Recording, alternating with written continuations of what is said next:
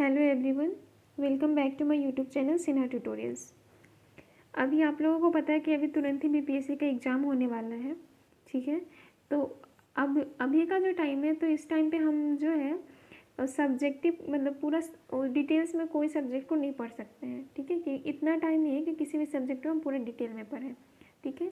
जिन्होंने भी बीपीएससी के एग्ज़ाम मतलब जिनको भी बीपीएससी का एग्ज़ाम देना होगा वो ऑलरेडी सारा सब्जेक्ट पूरा डिटेल में पढ़ चुके होंगे। अभी जो टाइम है बस रिवीजन का है, ठीक है। आप जितना रिवीजन कर लीजिए उतना ही अच्छा मतलब अच्छा होगा आपके एग्ज़ाम में, ठीक है।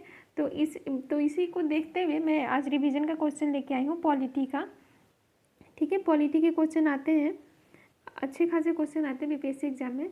तो मैं आज के सेशन में पॉलिटी के क्वेश्चन लेके आई हूँ रिवीजन के लिए, ठीक है। तो चलिए टाइम नहीं बर्बाद करते हैं, स्टार्ट करते हैं। कौन कौन से पॉलिटी के क्वेश्चन, जो लूसेंट बुक के जो पॉलिटी के क्वेश्चन है, लूसेंट वन लाइनर बुक के, वो सारे क्वेश्चन मैं लेके आई हूँ। क्योंकि लूसेंट का जो ये सब्जेक्टिव बुक होता है उसको आप लोग जितने भी बीपीएससी एस्पिरेंट होंगे उन्होंने ज़रूर ही पढ़ा होगा। तो अब जो है कि वन लाइनर क्वेश्चन से हम उसका रिविज़न करें, ठीक है। तो चलिए स्टार्ट करते हैं, देखते हैं फर्स्ट क्वेश्चन कौन सा है।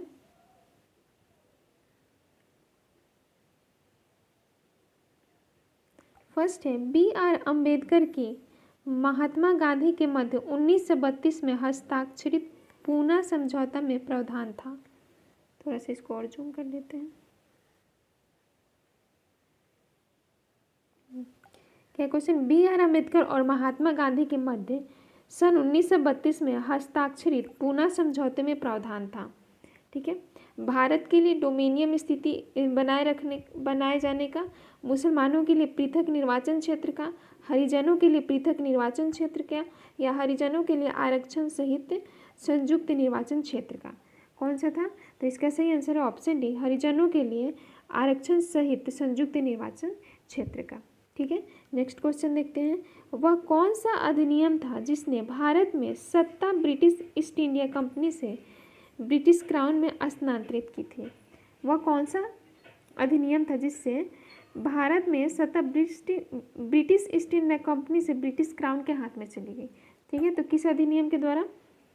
ऑप्शन एक है अधिनियम 1833, ऑप्शन बी अधिनियम 1835, ऑप्शन सी अधिनियम 1947, या ऑप्शन डी अधिनियम 1858। तो इस क्वेश्चन का सही आंसर है ऑप्शन डी अधिनियम 1858, ठीक है। नेक्स्ट है, निम्नलिखित में से किस अधिनियम द्वारा भारत के गवर्नर जनरल को अध्यादेश जारी करने की शक्ति प्रदान की गई है। Option A charter act 1833, option B भारतीय परिषद अधिनियम 1861, ऑप्शन सी भारतीय परिषद अधिनियम 1892, या ऑप्शन डी भारतीय परिषद अधिनियम 1909। तो इसका सही आंसर है ऑप्शन बी भारतीय परिषद अधिनियम 1861, ठीक है। नेक्स्ट देखते हैं,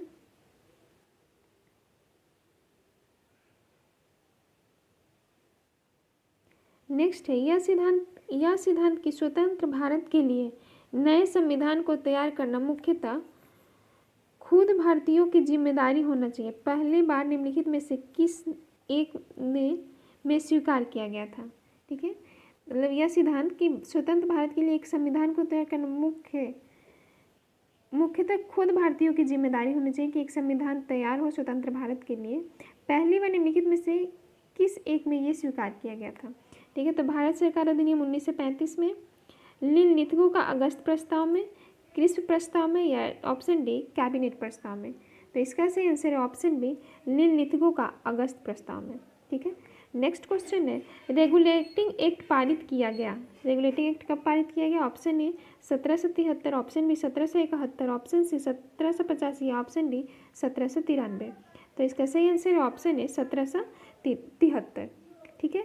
नेक्स्ट है, भारत के गवर्नर जनरल को किस एक्ट के द्वारा अपनी समिति के निर्णय को अस्वीकार करने का अधिकार मिला, ठीक है। तो ये किस एक्ट के द्वारा मिला, ऑप्शन देखते हैं। ऑप्शन एक है 1773 का रेगुलेटिंग एक्ट, ऑप्शन बी 1784 का Pitt's India act, option C 1786 का अमेंडमेंट एक्ट, या ऑप्शन डी 1813 का चार्टर एक्ट। तो इसका सही आंसर है ऑप्शन सी 1786 का अमेंडमेंट एक्ट। मैं इन सारे क्वेश्चंस का डिटेल्स नहीं बता रही हूँ क्योंकि डिटेल बताने में थोड़ा सा टाइम ज़्यादा लगेगा, ये रिवीजन सेशन है। तो बस जो क्वेश्चन है और उसका क्या आंसर होगा मैं बस इतना ही बता रही हूँ, ठीक है। नेक्स्ट देखते हैं, महारानी विक्टोरिया को भारत की सामग्री नियुक्त किया गया था। कब नियुक्त किया गया था महारानी विक्टोरिया को भारत की सामग्री? Option A 1885, option B 1875, option C 1876 या ऑप्शन डी 1858। तो इसका सही आंसर है ऑप्शन सी 1876। नेक्स्ट देखते हैं।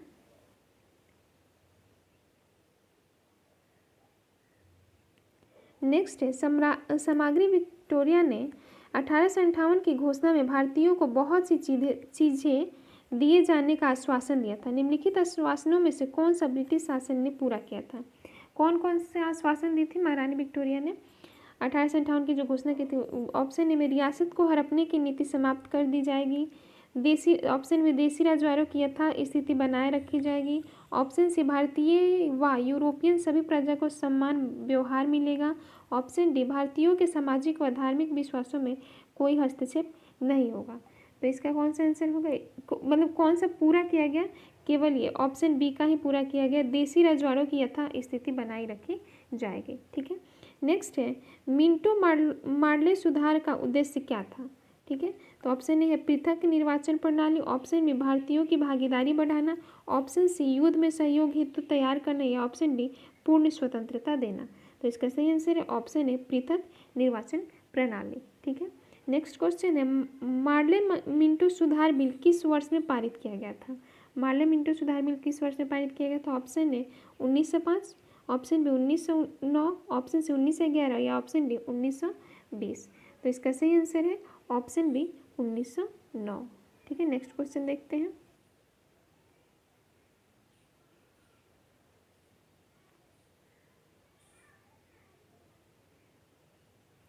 नेक्स्ट है मुसलमानों के लिए अतिरिक्त निर्वाचन मंडल प्रारंभ में किसके द्वारा लाया गया था? मुसलमानों के लिए अतिरिक्त निर्वाचन मंडल प्रारंभ में किसके द्वारा लाया गया था? Option A Cripps mission 1942, option B Morley Minto सुधार 1909, ऑप्शन सी मॉन्टेग्यू चेम्सफोर्ड सुधार 1919 या ऑप्शन डी भारत सरकार अधिनियम 1935। तो इसका सही आंसर है ऑप्शन बी मार्ले मिंटो सुधार 1909। ठीक है। नेक्स्ट क्वेश्चन देखते हैं। 1909 के इंडियन काउंसिल एक्ट में किस बात की व्यवस्था की गई थी? 1909 के इंडियन काउंसिल एक्ट में किस बात की व्यवस्था की गई थी? ऑप्शन ए द्वैध शासन प्रणाली की, ऑप्शन बी सांप्रदायिक प्रतिनिधित्व की, ऑप्शन सी संघीय व्यवस्था की या ऑप्शन डी प्रांतीय व्यवस्था की। तो इसका सही आंसर है ऑप्शन बी सांप्रदायिक प्रतिनिधित्व की। ठीक है। नेक्स्ट क्वेश्चन देखते हैं। नेक्स्ट है मॉन्टेग्यू चेम्सफोर्ड सुधार में प्रावधानों का सार था। क्या सार था प्रावधानों का? ऑप्शन ए राज्यों की स्वायत्तता, ऑप्शन बी प्रांतों में दोहरा शासन, ऑप्शन सी हिंदू मुस्लिम हेतु अलग अलग निर्वाचन व्यवस्था या ऑप्शन डी राज्यों को वीटो शक्ति। तो इसका सही आंसर होगा ऑप्शन बी प्रांतों में दोहरा शासन। ठीक है। नेक्स्ट क्वेश्चन देखते हैं। नेक्स्ट है 1946 का कैबिनेट मिशन 3 मंत्रियों से गठित था। निम्नलिखित में से कौन इसका सदस्य नहीं था? ठीक है, निम्नलिखित में से कौन इसका सदस्य नहीं था? ऑप्शन क्या कहते हैं? लॉर्ड पैथिक लॉरेंस, एवी अलेक्जेंडर, सर स्टैफोर्ड क्रिप्स या लॉर्ड एमरी। तो इसका सही आंसर होगा ऑप्शन डी लॉर्ड एमरी। ठीक है। नेक्स्ट क्वेश्चन है कैबिनेट मिशन योजना के विषय में कौन सा सही नहीं है? ऑप्शन ए प्रांतीय समूहीकरण, ऑप्शन बी भारतीय सदस्यों वाला अंतरिम मंत्रिमंडल, ऑप्शन सी पाकिस्तान की स्वीकृति या ऑप्शन डी संविधान निर्माण का अधिकार।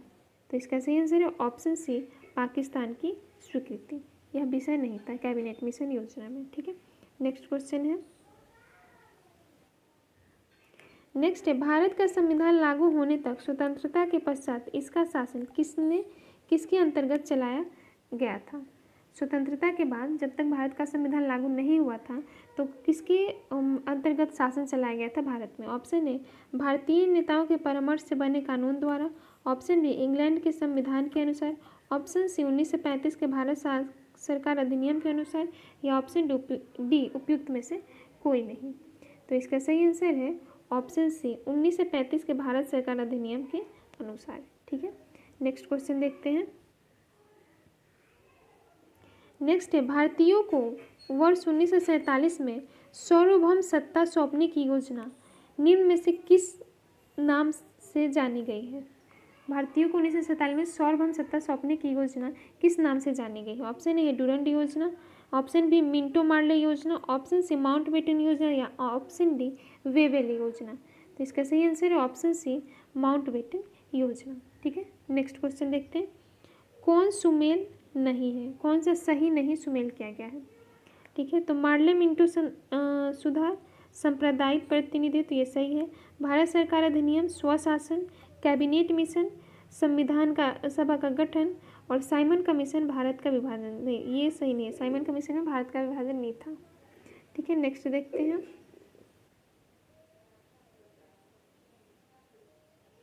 नेक्स्ट है भारत शासन अधिनियम 1919 के अंतर्गत विधायी का अंतिम निर्वाचन किस वर्ष किया गया था?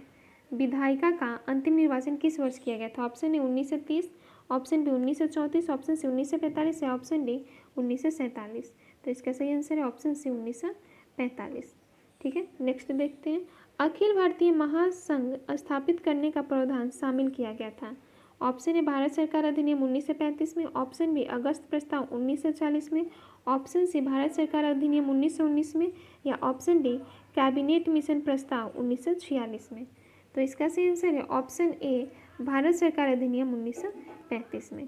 ठीक है, नेक्स्ट क्वेश्चन देखते हैं। नेक्स्ट है भारत में किस अधिनियम ने केंद्र में द्वैध शासन प्रणाली को स्थापित किया? केंद्र में द्वैध शासन प्रणाली किसने स्थापित किया, किस अधिनियम के द्वारा किया गया? तो ऑप्शन ए भारत सरकार अधिनियम 1935, भारत सरकार अधिनियम 1919, भारत परिषद अधिनियम 1909 या भारत परिषद अधिनियम 1892। तो इसका सही आंसर है ऑप्शन ए भारत शासन अधिनियम 1935। ठीक है, नेक्स्ट क्वेश्चन देखते हैं।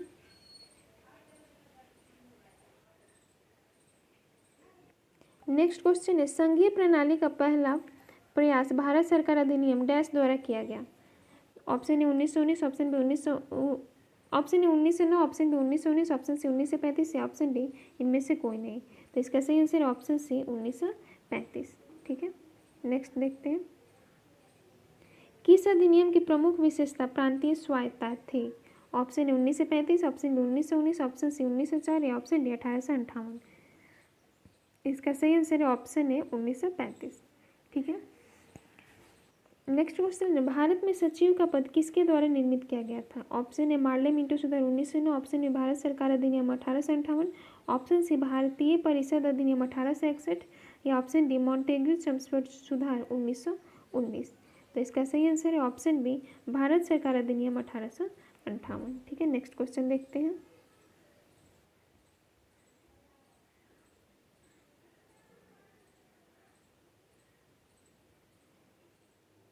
नेक्स्ट है किस भारत सरकार अधिनियम के तहत पहली बार विधायिका में कुल निर्वाचित प्रतिनिधित्व को मंजूरी मिली थी? कुछ निर्वाचित प्रतिनिधित्व को मंजूरी मिली थी।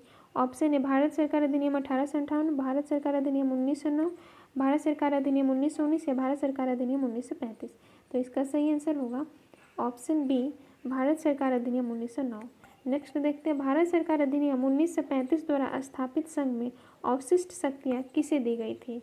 ऑप्शन ए संघीय विधानमंडल को, ऑप्शन बी गवर्नर जनरल को, ऑप्शन सी प्रांतीय विधानमंडल को या ऑप्शन डी प्रांतीय राज्यपालों को। तो इसका सही आंसर होगा ऑप्शन बी गवर्नर जनरल को।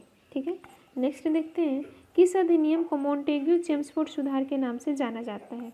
ऑप्शन ए भारत स्वतंत्रता अधिनियम 1947, भारत शासन अधिनियम 1919, पिट्स इंडिया एक्ट 1784 या चार्टर एक्ट 1813। तो इसका सही आंसर होगा ऑप्शन बी भारत शासन अधिनियम 1919। ठीक है, और देख लेते हैं। सूची 1 तथा सूची 2 का सुमेल कीजिए तथा नीचे दिए गए कूट से सही उत्तर चुनिए। अगस्त घोषणा किसने किया था? अगस्त घोषणा लॉर्ड मॉन्टेग्यू। ठीक है, अगस्त प्रस्ताव लॉर्ड लिनलिथगो के समय में आया था। अगस्त संकल्प महात्मा गांधी। नेक्स्ट है प्रत्यक्ष कार्यवाही दिवस मोहम्मद अली जिन्ना। ठीक है, नेक्स्ट देखते हैं। नेक्स्ट है किस भारत सरकार अधिनियम के तहत पहली बार विधायिका में कुछ निर्वाचित प्रतिनिधित्व को मंजूरी दी गई? किस भारतीय सरकार अधिनियम के तहत पहली बार विधायिका में कुछ निर्वाचित प्रतिनिधित्व को मंजूरी दी गई? तो इसको इसमें बताने कि पहले किसको दी गई थी। ठीक है, देखिए भारत सरकार अधिनियम 1919 जो हुआ था, तो इसमें किसे मंजूरी मिली थी? इसमें प्रांतों में द्वैत शासन को। ठीक है, ये होगा इसका। ठीक है, नेक्स्ट है भारत सरकार अधिनियम 1935, इसमें किसको मिली थी? तो इसमें स्वैतीय शासन को, प्रांतीय स्वायत्ता को। ठीक है, नेक्स्ट है मिंटो मार्ले सुधार, तो इसमें किसको मिली थी? सांप्रदायिक निर्वाचन। ठीक है, ये सी होगा इसका। और नेक्स्ट है भारत परिषद अधिनियम 1861, तो इसका सती प्रथा का अंत हुआ था। ठीक है, इस अधिनियम में सती प्रथा का अंत हुआ था। नेक्स्ट है भारत सरकार अधिनियम 1858, तो ये ब्रिटिश शासन को शक्ति में आया। ठीक है, इसके बाद ब्रिटिश शासन शक्ति में आया। ठीक है फ्रेंड्स, तो इस सेशन में इतना ही। ऐसे इंपॉर्टेंट रिवीजन के सेशन को देखने के लिए मेरे चैनल को सब्सक्राइब कीजिए, अपने फ्रेंड के साथ शेयर कीजिए, और आप लोग बताइए कि और किस टॉपिक पे आप लोग को रिवीजन चाहिए। ठीक है, किस टाइप के क्वेश्चन का रिवीजन चाहिए, वो मैं ज़रूर आप लोगों के लिए लेके आऊँगी।